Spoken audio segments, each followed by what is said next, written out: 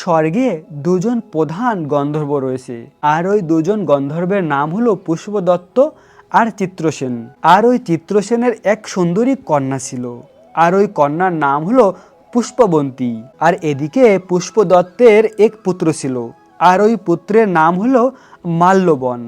আর এক সময় দেবরাজ ইন্দ্রের সভায় তারা দুজনেই নৃত্য করেছিলেন। তো ঘটনাক্রমে এরকম হয়েছিল, ওই মাল্যবন পুষ্পবন্তীর রূপে মুগ্ধ হয়েছিল। পুষ্পবন্তীও পুনর্ কটাক্ষর দ্বারা মাল্যবনকে বশীভূত করেছিল। দেবরাজ ইন্দ্রের প্রীতিবিধানের জন্য তারা দুজনেই সেই নৃত্যগীতে সেই সভায় যোগদান করেছিল, কিন্তু একে অপরের প্রতি আকৃষ্ট থাকায় উভয়েরই চিত্ত বিভ্রান্ত হয়েছিল।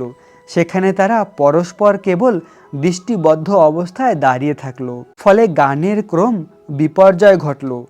তাদের এই রকম তাল মান ভঙ্গমান দেখে তারা যে পরস্পরে কামাসক্ত হয়েছে, দেবরাজ ইন্দ্র তা বুঝতে পারলেন। তখন ক্রোধবশে তিনি তাদের অভিশাপ দিলেন, হে রে মূঢ়, তোমরা আমার আজ্ঞা অলঙ্ঘন করেছো, তোমাদের ধিক, এখনই তোমরা পিচাচযোনি লাভ করে মর্তলোকে নিজে দুষ্কর্মের ফল ভোগ করো। দেবরাজ ইন্দ্রের অভিশাপে তারা দুজনেই দুঃখিত মনে হিমালয় পর্বতে বিচরণ করছিল। পিচাসত্ব প্রাপ্ত হওয়ায় তারা অত্যন্ত দুঃখ কষ্ট ভোগ করতে লাগলো। হিমালয়ে প্রচণ্ড শীতে কাতর হয়ে নিজেদের পূর্ব পরিচয় বিস্মৃত হলো। এইভাবে অতি কষ্টে সেখানে দিন যাপন করতে লাগলো। একদিন সেই পিচাস নিজ পত্নী পিচাচিনীকে বলল, সামান্য মাত্র পাপ করিনি, অথচ নরক যন্ত্রণার মতন পিচাসত্ব প্রাপ্ত হয়েছি, অতএব এখন থেকে আর কখনো পাপ কর্ম করব না। এইভাবে চিন্তা করে তারা সেই পর্বতে মৃতপ্রায় বাস করতে লাগলো। মাল্যবন ও পুষ্পবন্তী পূর্ব কোনো পুণ্যবশত সেই সময় মাঘী শুক্লপক্ষীয় জয়া একাদশীর তিথি উপস্থিত হলো। তারা একটি অশ্বত্থ বৃক্ষতলে আহারে নির্জলা অবস্থায় দিবানিশি যাপন করলো।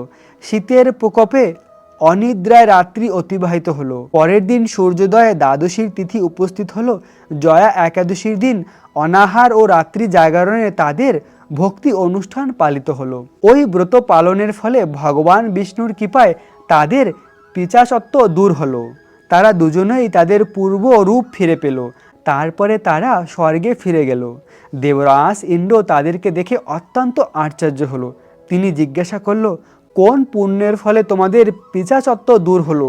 আমার অভিশাপ থেকে কে তোমাদের মুক্ত করলো? মাল্যবান বলল, হে প্রভু, ভগবান বাসুদেবের কৃপায় জয়া একাদশীর ব্রতের পুণ্যের প্রভাবে আমাদের পিচাসত্ব দূর